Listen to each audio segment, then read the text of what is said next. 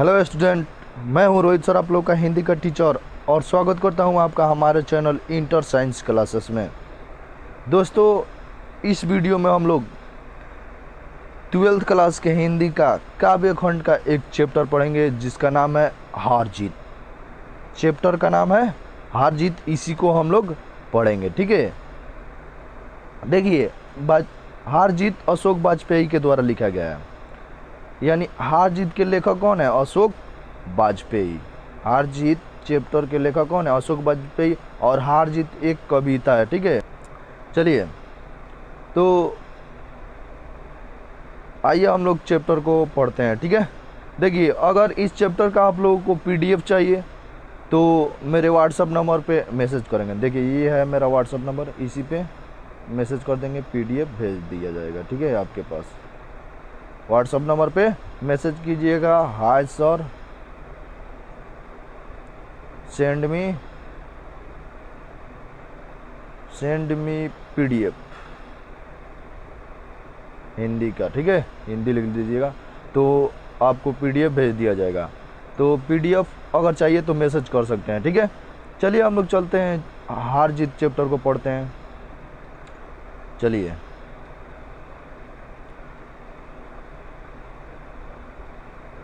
आइए।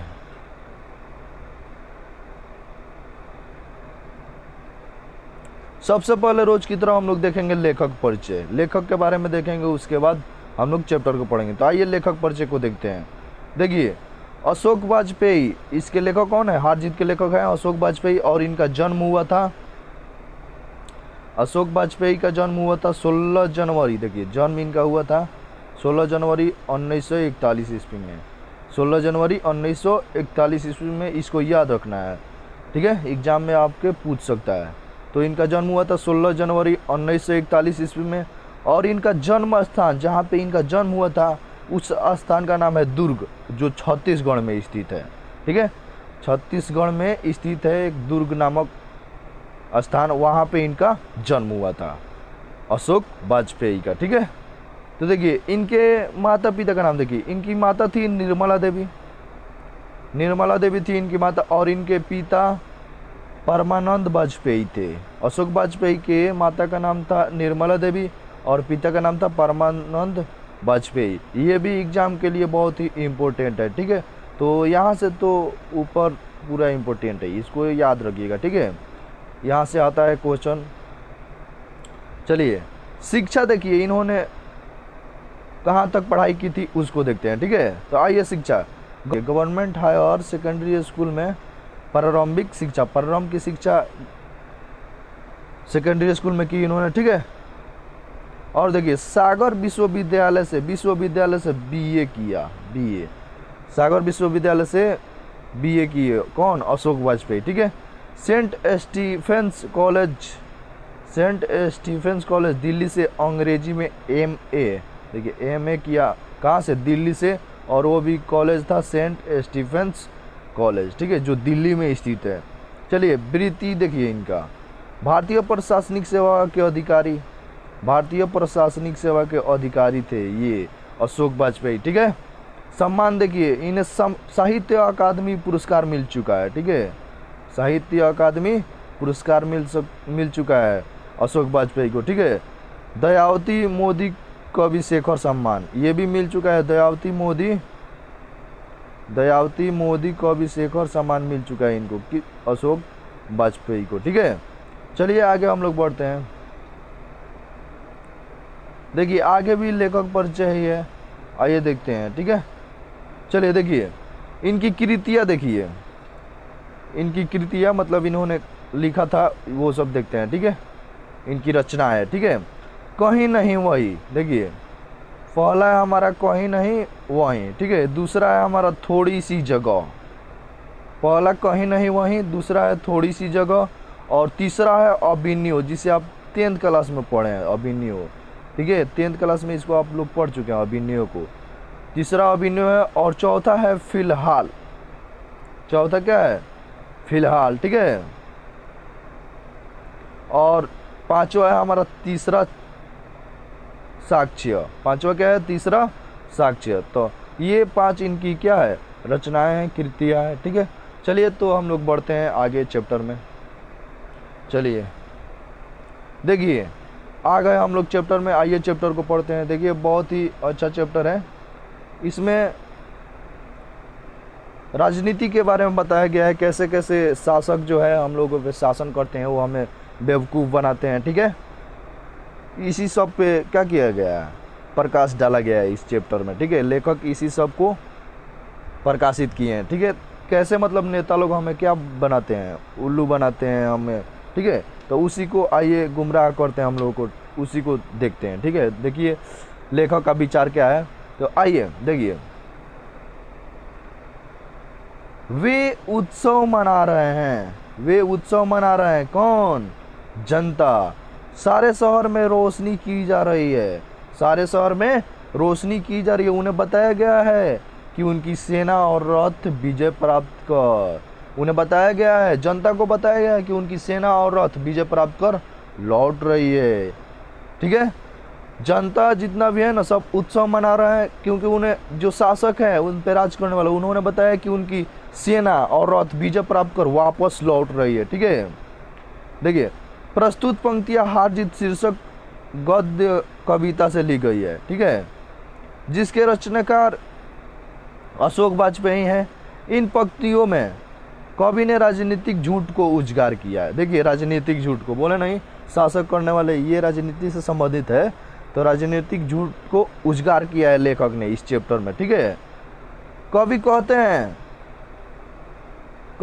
हैं नेता जनता को दिग्भ्रमित करते हैं नेता जनता को। ठीक है, और कोई मिलेगा कि करेंगे, और उन्हें वास्तविकता से दूर रखते हैं। ठीक है, वास्तविकता से दूर रखते हैं, उन्हें गुमराह करते रहते हैं। ठीक है, वास्तविकता से दूर रखते हैं, वास्तविकता के पास उन्हें पहुंचने नहीं देते हैं। ठीक है,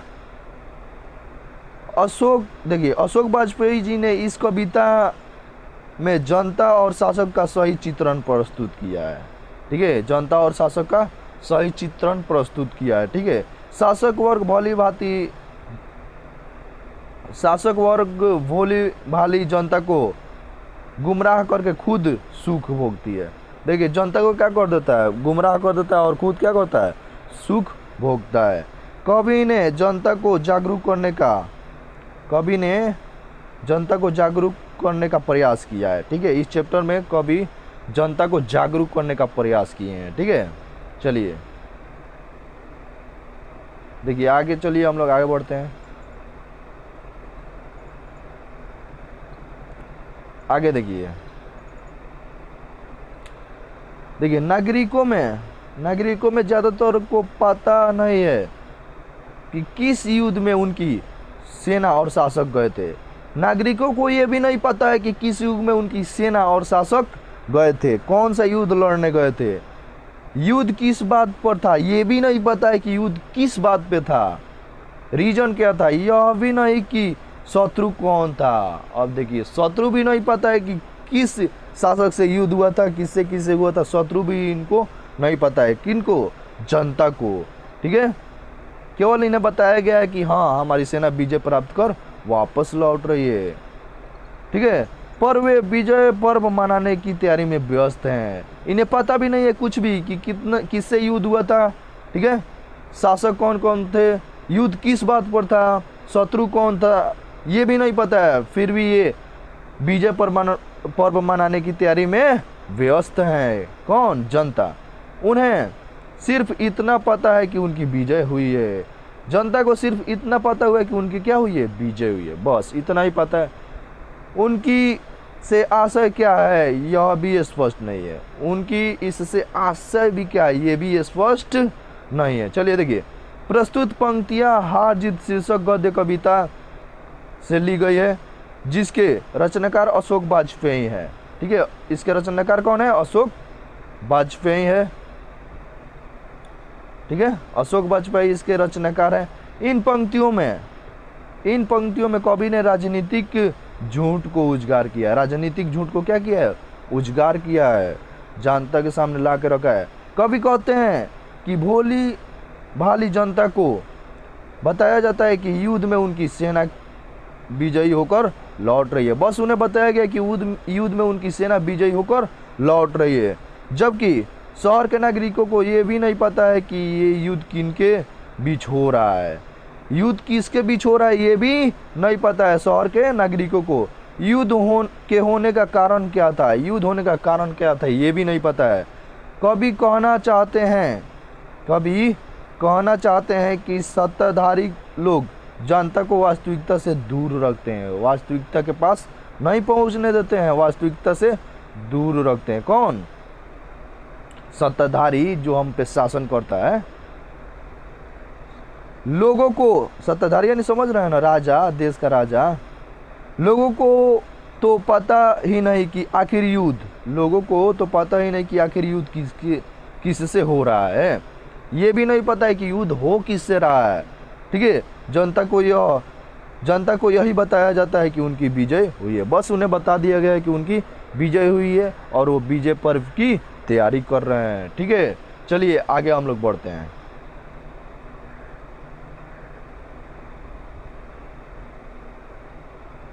आगे देखिए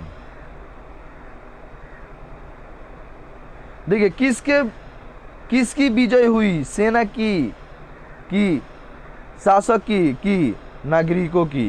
ठीक है, किसकी विजय हुई है? सेना की हुई है कि शासक की हुई है कि नागरिकों की? किसी के पास पूछने का अवकाश नहीं है, टाइम नहीं है पूछने का कि विजय आखिर में किसकी हुई है, सेना की हुई है कि शासक की हुई है कि नागरिकों की हुई है। नागरिकों को नहीं पता है कि कितने सैनिक गए थे, इनको पता भी नहीं है कि कितने सैनिक गए थे और कितने विजयी वापस आ रहे हैं, कुछ भी नहीं पता है। ठीक है, कौन विजयी हुआ है ये भी नहीं पता है और इनको ये भी नहीं पता है कि कितने सैनिक गए थे और कितने विजयी होकर वापस आ रहे हैं। ठीक है, चलिए प्रस्तुत पंक्तियाँ हार जीत शीर्षक गद्य कविता से ली गई है, जिसके रचनाकार अशोक वाजपेयी जी हैं।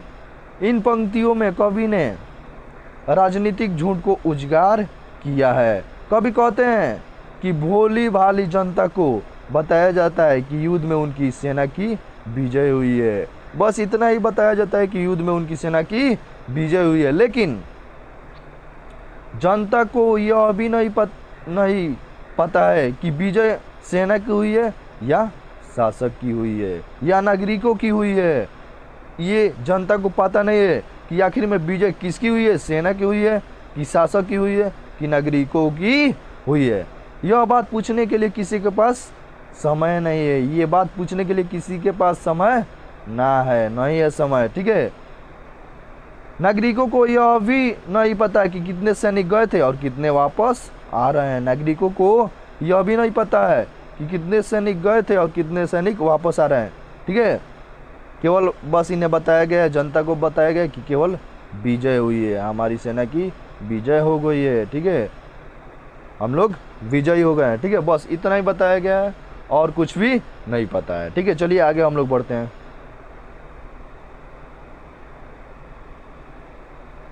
देखिए, खेत रहने वालों की सूची अप्रकाशित है। खेत रहने वालों की सूची अप्रकाशित है। देखिए, खेत रहने ये मुहावरा है। ठीक है, खेत रहना मुहावरे का अर्थ होता है युद्ध में शहीद हो जाना। ठीक है, तो देखिए खेत रहने वाली सूची की सूची भी अप्रकाशित है, यानी कितने सैनिक युद्ध में शहीद हो गए ये कोई भी नहीं जानता है, अप्रकाशित है सूची। ठीक है, सिर्फ एक बूढ़ा मशक वाला है जो सड़कों को सींचते हुए कह रहा है। सिर्फ एक बूढ़ा मशक वाला है जो सड़क सींच रहा है और ये सभी बातें कह रहा है कि हम एक बार फिर से हार गए और गाजे बाजे के साथ जीत नहीं, हार लौट रही है। कह रहा है बूढ़ा मशक वाला कि हम लोग एक बार फिर से हार गए और गाजे बाजे के साथ जीत नहीं, हार लौट रही है। उस पर कोई ध्यान नहीं देता, उस बूढ़े पर कोई ध्यान नहीं देता। और अच्छा यह है कि उस पर सड़क सींचने की भर की जिम्मेवारी है, बस उसे सड़क सींचने भर की जिम्मेवारी है, राजनीति से उसे कोई लेना देना नहीं है। सच को दर्ज करने या बोलने की नहीं है। ठीक है, सच को दर्ज करने या बोलने की नहीं है। प्रस्तुत पंक्तियां हार जीत शीर्षक गद्य कविता से ली गई है, जिसके रचनाकार अशोक वाजपेयी हैं।